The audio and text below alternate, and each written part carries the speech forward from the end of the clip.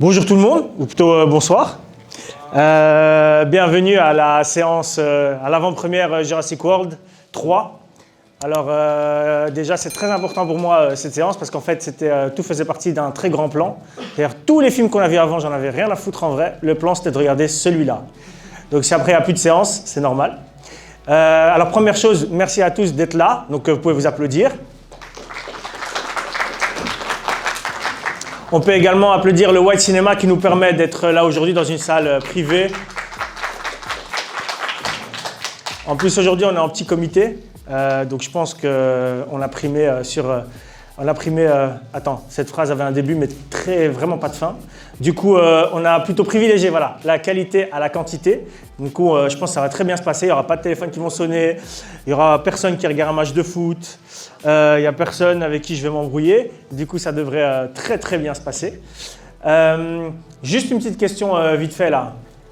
Qui n'a pas vu tous les films Jurassic Park, Jurassic World jusqu'à maintenant là? Ok. Oui, bonsoir. Attendez, Yves, d'où? Vous venez d'où? Ok. Dites-moi. Ne pas finir le film, ça compte comme ne pas avoir vu? Ouais, ça compte comme ne pas avoir vu. Je sais que tu t'endors pratiquement à tous les films. Après, tu dis qu'il pue la merde et ensuite tu les revois, tu dis putain, c'était incroyable ces films. Je sais, je te connais par cœur. L'avant-dernier. Donc l'avant-dernier, c'est Jurassic World 1. L'avant-dernier. Ça, c'est le dernier. Ah ouais, je veux bien, d'accord. Mais donc le dernier qui est sorti avant celui-ci, tu l'as pas vu. C'est pas grave, de toute façon, c'était de la merde. Ouais, c'était de la merde. C'était les 5 meilleures minutes que tu as vues. Du coup, aujourd'hui, on va voir Jurassic World 3. Pour ceux qui me connaissent très bien, vous savez à quel point c'est ma saga préférée de tous les temps. Si maintenant on devait supprimer tous les films dans le monde et garder juste une seule saga, c'est les Jurassic Park et Jurassic World. Du coup, je vais être intransigeant si ça parle trop. Ça dégage. Et là, je vous regarde les deux petits derrière, tout derrière. Les deux petits du quartier. Voilà, t'as bien fait de te retourner encore. Ça parle pas. Ok. Pour finir, je vais vous expliquer un peu ce que je vous ai donné là tout à l'heure. J'ai donné un ticket spécial Super NES 6. Pourquoi vous avez ce ticket? Alors ce ticket il est important pour une seule chose, c'est que je suis occupé à vous créer des petits goodies spéciaux Super NES 6 que vous allez recevoir plus tard parce que je suis en train de travailler dessus et que ça prend du temps. Et ces goodies spéciaux seront donnés à chaque fois à tous ceux qui prennent un ticket pour voir mes séances privées. Donc vous en aurez également pour Spider-Man, pour Doctor Strange et Jujutsu Kaisen. Je crois qu'on a fait que ces trois-là. Du coup, vous les aurez également pour ceux qui étaient là. Et vous devrez juste me présenter ce petit ticket ici pour recevoir votre goodies. Je ne vous explique pas trop ce que c'est. Il y en a qui ont vu, qui ont validé. Donc, ça va être très bien. Donc, en temps voulu, je vous enverrai un message et je ferai une petite vidéo où je viens vous apporter à chaque fois le goodies en question. Vous faites un sourire, vous faites semblant que vous êtes content et la vidéo, elle est sympa. Ok? Bon, on ne va pas parler plus longtemps. Ah oui, juste une chose. Aujourd'hui, comme d'hab, vous savez, les films avec moi, on les regarde pour faire en sorte qu'à la fin de la séance, on n'ait plus de tympan. Du coup, aujourd'hui, le son sera à 6.8. C'est très, très élevé. Si ce n'est pas assez fort, vous me faites juste un petit signe comme ça. J'ai un talkie-walkie et je lui dis de faire encore plus fort. D'accord? Du coup, je vous souhaite à tous et à toutes un très, très bon film. Et puis, on se revoit à la fin de la séance, là-bas, devant le signe, le logo Jurassic World qui est à l'extérieur, pour avoir un petit peu votre avis et ce que vous en avez pensé. Merci à tous et très bon film.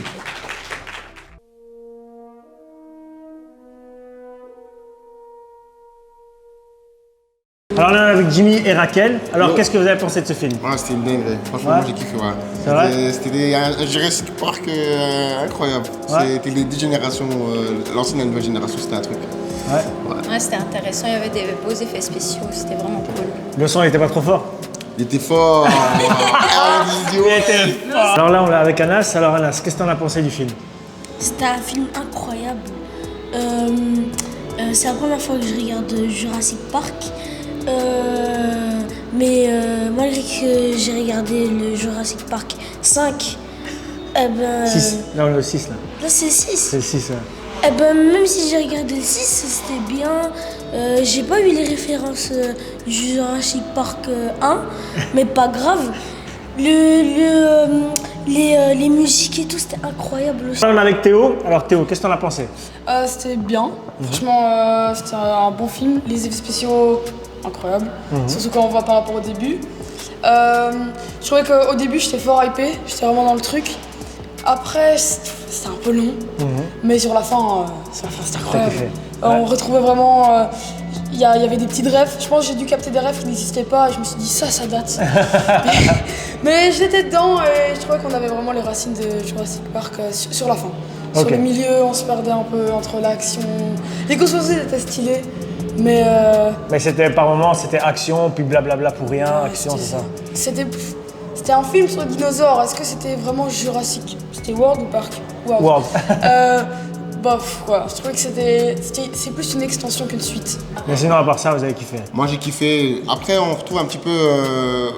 c'était un peu à la fois action, on perdait un petit peu ce côté un peu Jurassic Park parce que moi je pensais que c'était un peu action et tout. Mais à la fin, ça rattrapait le coup. Moi je trouve que... Pas trop de dialogue bizarre. Parce que ça se regardait beaucoup. Ouais. C'était une pièce de théâtre, le truc. Tu m'as endormi pendant le film? Non, il y a un passage, je me suis endormie. J'avoue, mais c'était pendant au moins, je me suis réveillée juste après, une seconde après. Ah ok, ça va, donc vite fait. Ouais, vite fait. Et ça va, sinon t'as passé un bon moment? Le son était pas trop fort? Quand même. Quand même. Quand même. Mais, et voilà. Et aussi, là, je comprenais pas. C'était trop bien. Tu sais, carrément, tu sais pourquoi je me suis endormie? C'est parce que j'ai remarqué que quand les films ils sont excellents, ben, je m'endors. Tu sais, j'ai vu pendant le film, il y avait plein de scènes. Il y avait deux dinosaures qui étaient en train de se fight. Il y avait un groupe qui allaient mourir. J'ai rien compris. Pas grave, c'était excellent. Ok, donc t'as passé un très bon moment. Ouais, Super. Merci beaucoup, Anas. de rien. À la prochaine, Anas. À la prochaine. À la prochaine. L'histoire, le film était bien, mais si on l'histoire, suit vraiment l'histoire, les sauterelles géantes, il enlève sa fille, et Blue qui fait un enfant toute seule, comme la mère. C'était bien. Techniquement, on pouvait trouver une logique. C'est un peu tiré par les cheveux, quoi. Ok, ça va, parfait. Merci beaucoup, Théo. C'est très gentil à toi. Merci. Super affiche. Allez vous abonner. Vous avez passé un bon moment. Alors. Moi j'ai passé. Tant mieux. Vous serez là encore la prochaine. Bien sûr, tout le temps. Tout le temps, tout le temps, tout le temps. Parfait. Merci beaucoup, les amis. C'est très gentil.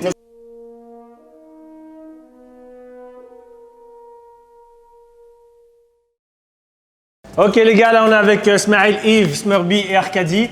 Bonsoir, bonsoir, bonsoir. Alors qu'est-ce que vous en avez pensé de ce film les gars?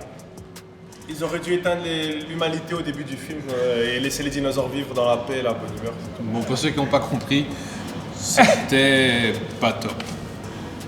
Ouais, pas top. Pas top?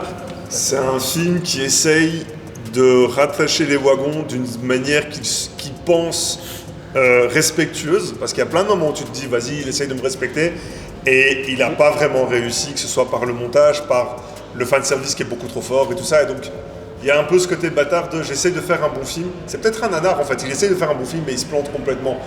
Voilà, je me suis pas senti moqué, mais le mec il a raté. Okay. J'aimerais ajouter, ici dans un Jurassic Park, l'acteur principal c'est le dinosaure, les dinosaures. Et du coup, eux ils font quasi un sans faute, honnêtement. J'aime pas la scène d'ouverture parce qu'il y a ce côté un peu faux. Donc, pour une première scène, quand tu découvres les dinosaures, je kiffe que tu me fasses vraiment sentir putain, ils existent, ce qu'on avait dans les 3 premiers. Et là, cette course avec les chevaux, etc., il y a un peu ce côté. Là, je vois la CGI et c'est un peu chiant. Juste ça, mais à part ça, vu que c'est les personnages principaux, je suis un peu déçu qu'on leur vole en fait l'espace. Bien que Jurassic Park, ce soit tous fanservice des anciens acteurs et compagnie, et il ne me dérange absolument pas. C'est juste après, l'écriture elle est mauvaise et du coup, je préfère voir les dinosaures qu'autre chose. Pour moi, il y avait...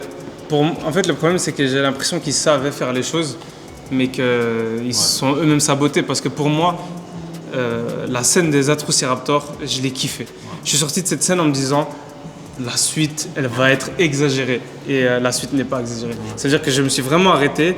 Pour moi, le kiff, vraiment, il s'est arrêté à la fin de la scène des Atrociraptors. Après, le reste, je l'ai regardé en mode... parce que je suis très bon public. Ça veut dire que moi, tant qu'il y a des dinosaures qui passent devant moi, je suis comme un gosse, toujours, encore aujourd'hui.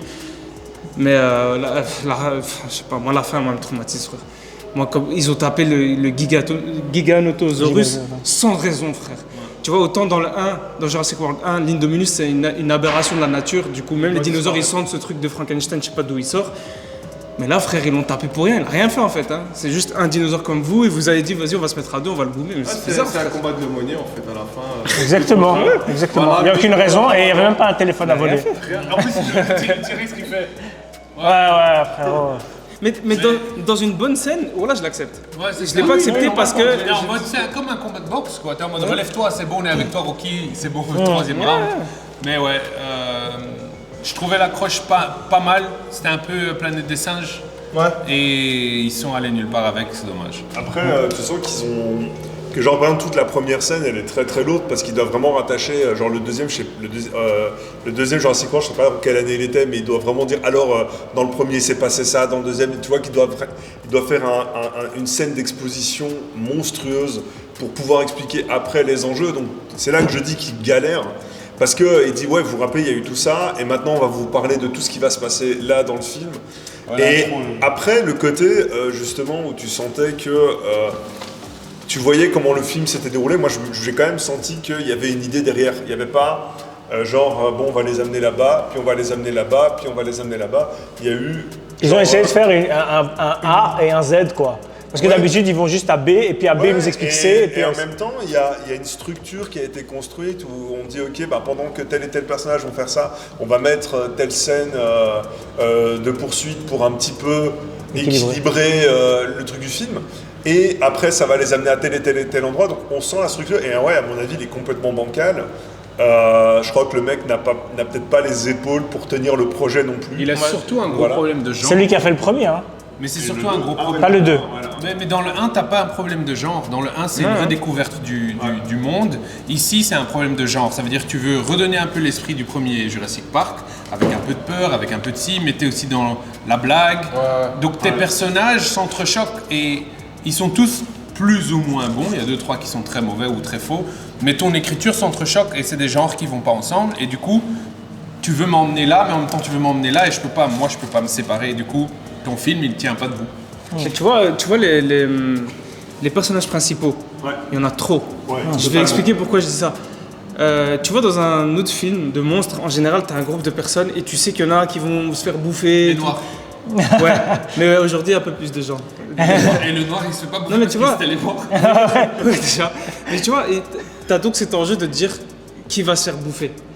Tous les Comme personnages personne ne meurt. principaux, tu sais qu'il n'y a personne qui va crever. Et du coup, à un moment donné, j'ai cru qu'ils allaient faire crever quelqu'un, c'était Ian Malcolm, quand il a le feu. Il était devant lui, j'ai dit, ils vont le faire crever. Et là, ça va me réveiller.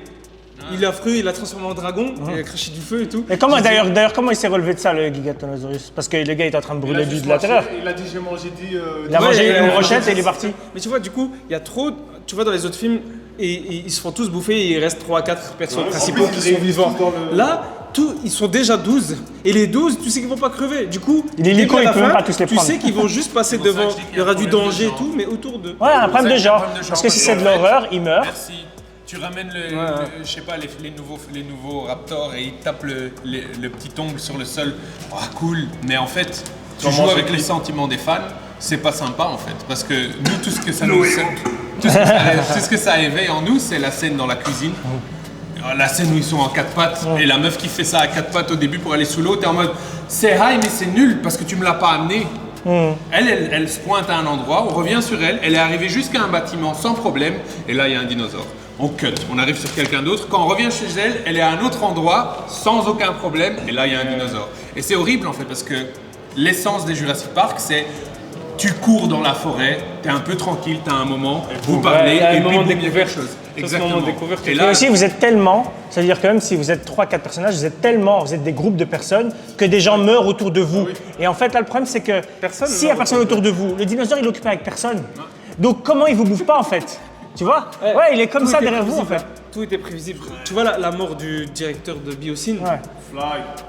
C'est exactement l'autre. Il fait tomber le truc. Non mais attends, mais là c'est exagéré parce que là quand il le filme, je suis en mode ok, je sais déjà ce qui va se passer. Il va le faire tomber. Lumière, il va rentrer dans le truc, il croit qu'il est en sécurité. À côté de lui, comme l'autre dans sa voiture. Ce que tu t'attendais, c'est que l'acteur principal, Chris Pratt, il attrape le dinosaure là comme un chat. Frère, il l'a attrapé comme un chat. Le vrai l'apex de tout le film, c'est Chris Pratt. C'est Chris Pratt, le mec, il défonce un dilophosaure, il regarde il a fait baisser les yeux à un raptor. Frère, il a dit. Il regarde, il fait ça va. À la fin, Ils utilisent tous The Force.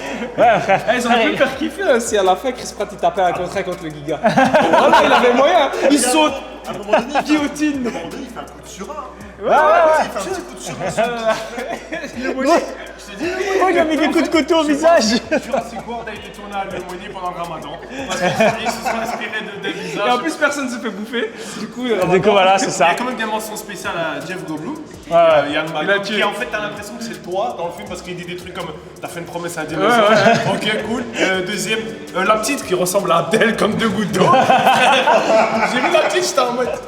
Elle me rappelle quelqu'un, mais comme je suis pas acteur, c'est pas une pote à moi qui traînait autour de moi. J'ai dit Abdel, ok, on va mettre tu insères une photo de toi après le film. Ça va. Le troisième, c'était quoi? Ah oui, la pilote. J'ai pas envie de dire la blague parce que voilà. Wakanda Forever. Elle m'a rappelé, je sais pas si vous vous rappelez, La Momie 2. Waouh. Le pilote avec le ballon là qui à chaque fois il part et puis il revient puis il dit ouais j'ai besoin d'un nouveau ballon, tu m'en dois. Voilà, t'as un avion à la fin. Je me rappelle pas du tout. Allez voir La Momie 2, le plaque avec un cachet. C'est la pilote dans le film. je suis désolé. Hein. Il va pas regarder À aucun moment. J'ai déjà vu. J'ai déjà vu. C'est assez. Je suis désolé. À quel moment vous trouvez convaincant la raison pour laquelle elle les suit? Ouais, en fait, j'ai vu la meuf de loin. Moi, j'ai la. Ah ben voilà, ben là. J'ai vu la meuf de loin et du coup. Ben là où Arkady, attends, mais là où Arkady disait que c'est un peu charcuté, j'ai l'impression que ça l'est. Parce que j'ai l'impression qu'on allait partir vers, ouais, moi aussi, mon père, blablabla, je me suis trouvé là et tout. Parce qu'il y a eu des larmes à des moments qui n'étaient pas nécessaires. Et je me suis dit, à un moment, elle va expliquer que sa life, en fait, elle s'est vue dans cette gamine qui s'est fait kidnapper, blablabla. Du coup, ils ont juste mais on l'a pas le eu. dialogue où elle dit qu'elle est lesbienne. Ouais, voilà, c'est ça.